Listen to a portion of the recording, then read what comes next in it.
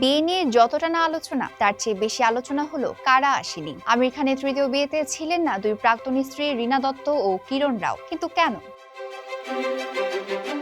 দীর্ঘদিনের ঘনিষ্ঠ গৌরী স্প্রাটকে আইনি বিয়ে করেছেন আমির খান। বিয়েতে ছিলেন পুরো খান পরিবারটির সন্তান ও জামাতা, তবে অনুপস্থিত ছিলেন রীনা ও কিরণ। যদিও বিচ্ছেদের পরও তাদের বন্ধুত্বের কথা বলিপাড়ায় সবারই জানা, তাই এই অনুপস্থিতি ঘিরে শুরু হয় নানা জল্পনা।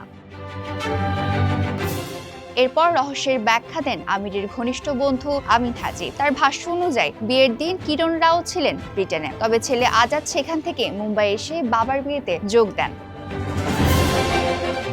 আর রীনা দত্তের বিষয়ে আমিন বলেন, কখনো কখনো কাউকে নিজের মতো স্পেস দেওয়াটাও ভালোবাসা ও শ্রদ্ধার প্রকাশ, তাই অনুপস্থিতির পেছনে কোনো তিক্ততা নেই।